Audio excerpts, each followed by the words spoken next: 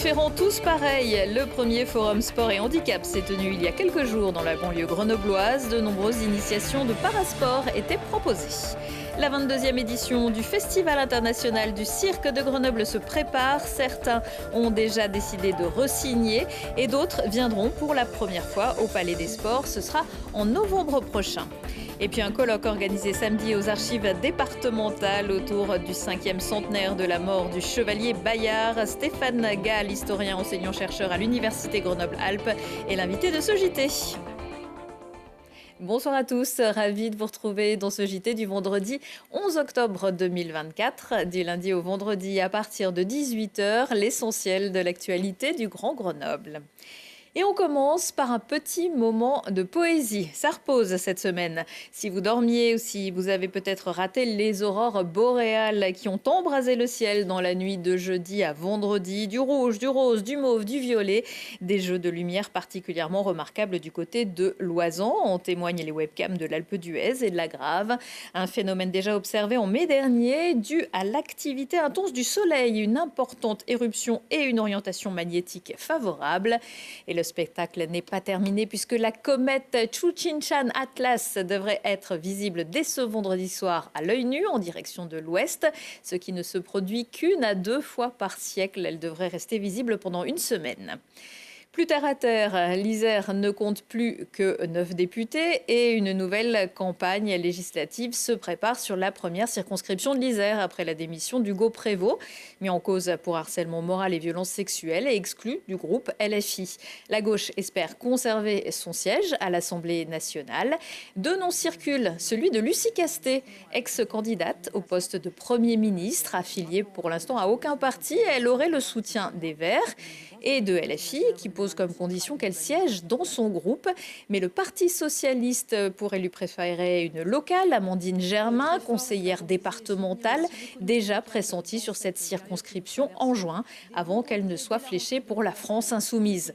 Quant à une candidature d'Olivier Véran, toujours pas de nouvelles. Les collectivités priées de passer à la caisse, c'est notamment ce qui ressort du projet de loi de finances 2025 pour redresser les comptes publics, présenté il y a 2 jours par le Premier ministre Michel Barnier. Et la note est salée, 28,2 millions d'euros de prélèvements estimés sur les recettes du département de l'Isère, 6 millions d'euros pour Grenoble-Alpes Métropole, 1,4 million pour le Grésivaudan, mais aussi près de 6,5 millions d'euros pour la ville de Grenoble. Et Chirolles et Saint-Martin-d'Air sont également concernés, ou encore 64,5 millions d'euros pour la région Auvergne-Rhône-Alpes. Un sujet qui devrait alimenter les conversations samedi et à l'occasion du congrès des maires de l'Isère qui se déroulera à Crolles. Courir, sauter, nager et plus encore. Le sport comme facteur de joie, de santé, d'intégration et le handicap ne doit pas en être un d'obstacle. C'est pour faire passer ce message que le premier forum sport-handicap s'est tenu il y a quelques jours. C'était au complexe sportif Bergès à Cessiné-Parisé et Maxime Sonnen y était. Les Jeux paralympiques de Paris furent le plus grand succès d'audience de l'histoire de la compétition en France. L'engouement a permis de mettre en lumière la pratique du handisport et ses athlètes et pas question de laisser passer l'occasion pour le département. En coopération avec les clubs sportifs isérois, il a organisé dans la foulée la première édition du forum départemental sport handicap.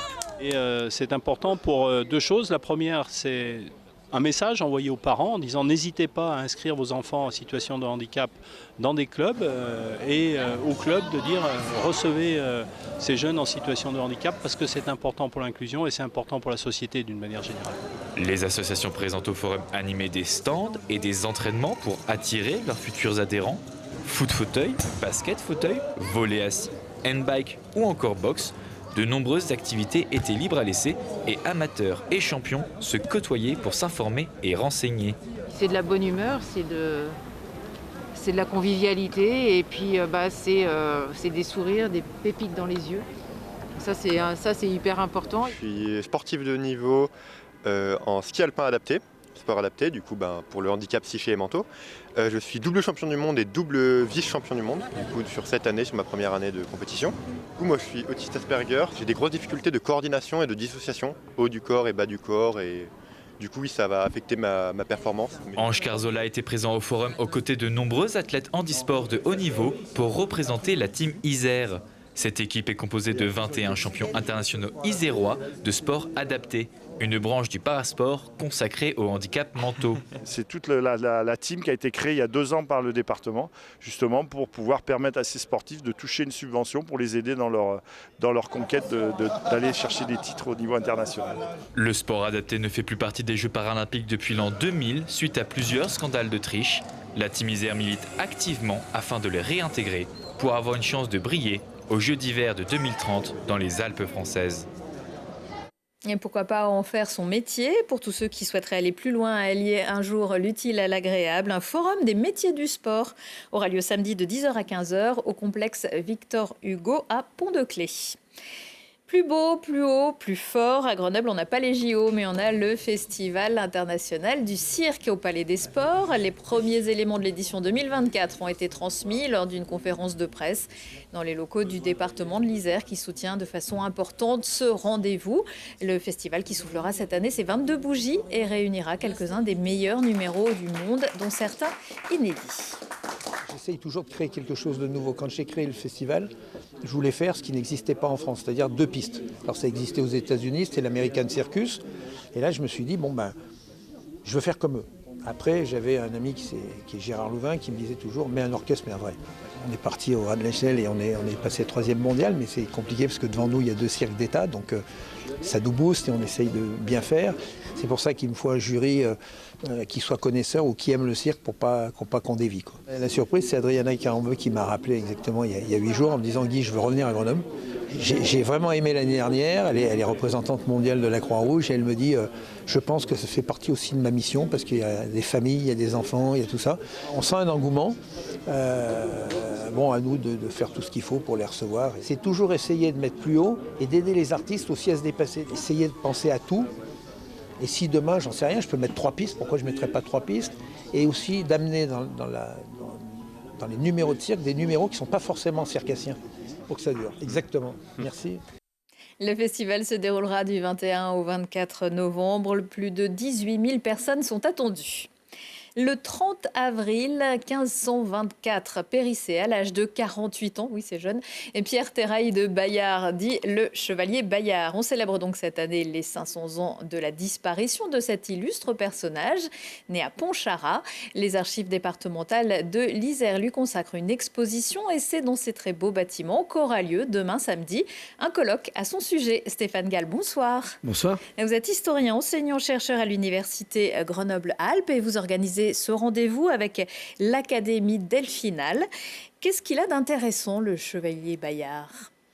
Eh bien, ce qui est étonnant, c'est qu'il arrive à traverser les âges jusqu'à aujourd'hui, mort en 1524.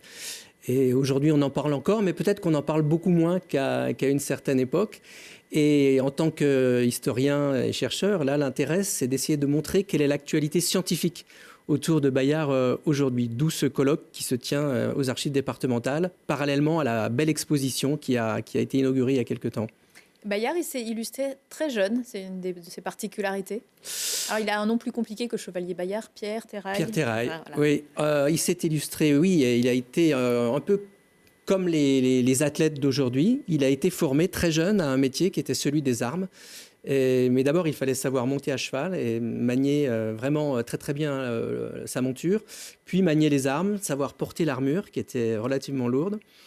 Et donc, son corps, comme son esprit, ont été éduqués pour la guerre. Donc, en 1494 commencent de grandes guerres que mène le roi de France en Italie. Donc, il est du voyage, il part et il va passer une grande partie de sa vie à guerroyer en Italie jusqu'à y mourir en 1524. Dans le Piémont, le roi de France à l'époque s'appelle François Ier. Alors, Non, pas Charles VIII, Louis XII, voilà. François Ier, il y aura 3 rois qui vont se succéder. Voilà, François Ier qui, on le sait, avait un amour particulier pour l'Italie et Léonard de Vinci, bien sûr. Alors, il y a une date, quand on dit cette date, on répond du tac au tac, Marignan, 1515, mais c'est pas que Marignan, 1515. Non, 1515, effectivement, c'est une date que les gens ont encore un petit peu à l'esprit, même si c'est en train d'être oublié.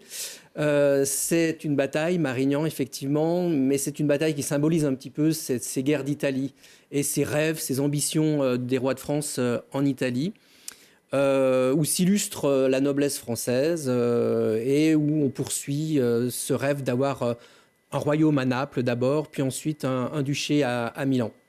Alors monter à cheval en armure, c'est un apprentissage douloureux.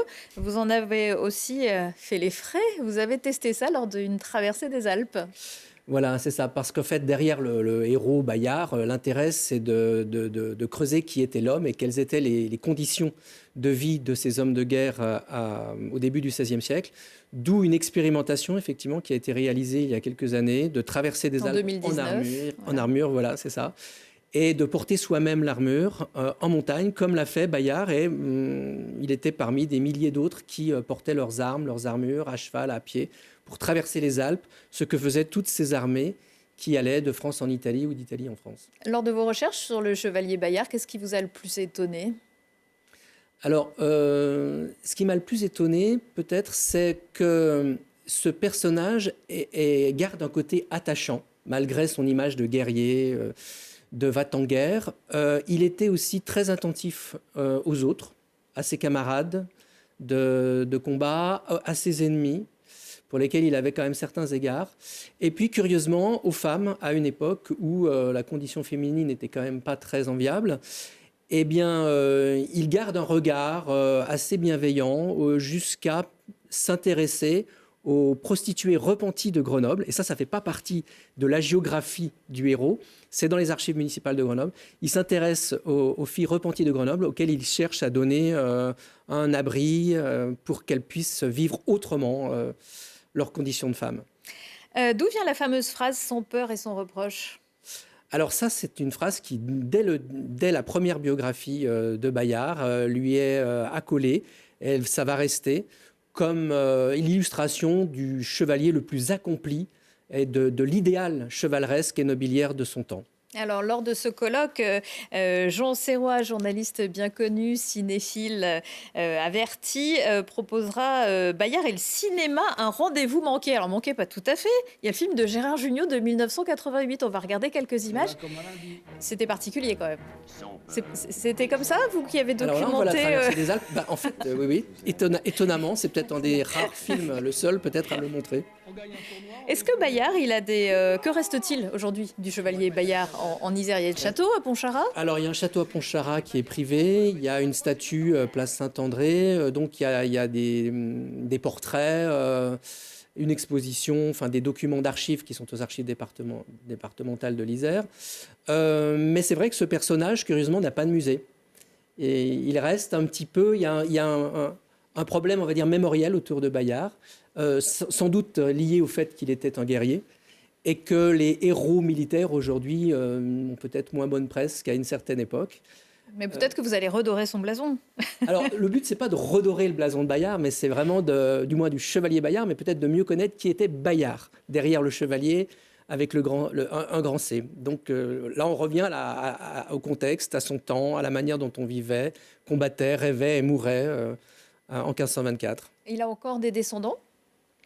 Alors, lui, il n'a pas eu de fils, mais il a eu une fille, ce qui est très curieux, parce qu'il n'a jamais été marié, ce qui était très transgressif à l'époque, puisque le mariage était la norme. Donc, pas de mariage, mais une fille qu'il a reconnue, Jeanne Terrail. Donc, il y a des descendants du côté, effectivement, de la branche féminine, par la fille de Bayard. Voilà, et si on s'intéresse à ce sujet, on peut donc se rendre aux archives départementales de l'Isère. L'entrée est libre et gratuite et ça commence à 9h30. Et on retrouve tout le programme sur le site de l'Académie Delphinale. Merci beaucoup, Stéphane Gall. Merci à vous. Dans l'agenda également, le cinéma Le Méliès à Grenoble lance son festival Voir Ensemble consacré au jeune public, mais pas que. 2 semaines de projections, ateliers et séances spéciales. Samedi soir, vous pourrez découvrir en avant-première un conte d'animation, La plus précieuse des marchandises, en présence du réalisateur Michel Hazanavicius. L'histoire d'un couple de bûcherons qui, en pleine guerre, va, quoi qu'il en coûte, s'atteler à protéger un bébé qui a été jeté d'un train. Leur histoire va révéler le pire comme le meilleur des hommes. Une séance en partenariat avec le musée de la Résistance et de la déportation de l'Isère. Le préachat des places est conseillé. Fans de Lego, vous avez rendez-vous samedi de 10h à 18h et dimanche de 9h30 à 17h30 à l'espace Jean-Yves Poirier du Fontanil. L'association Grenobrix a transformé la salle en temple de la construction danoise avec des figurines, les univers les plus en vue et évidemment beaucoup d'animations sur place. On pourra même construire, paraît-il. Aujourd'hui, dans Si on parlait, y aura-t-il un avant et un après Jeux paralympiques? Sandrine Ligonès nous raconte son expérience après son deuxième raid paracycliste Dynamove de 600 km accompagné d'enfants en situation de handicap. Le sport l'a roulé 2 à la fois. Les sirènes des bassins corsent chaque année leur prouesse technique. La coach internationale de natation artistique Francesca Filatondi nous embarque dans son univers. Et puis le pianiste Alfio Origlio, l'un des jazzmen les plus doués de sa génération, s'entoure de jeunes talents surprenants pour son nouvel opus Memories. Retour de l'actu dans 1 heure et en replay sur télégrenoble.net. Juste avant la météo, on se quitte en musique avec Angélique Kidjo qui sera en concert samedi soir au Grand Angle à Voiron. Dans son dernier album, Mother Nature, tradition ouest-africaine de son enfance, se mêle à des sonorités R&B, funk et jazz américain. Belle soirée, excellent week-end à tous.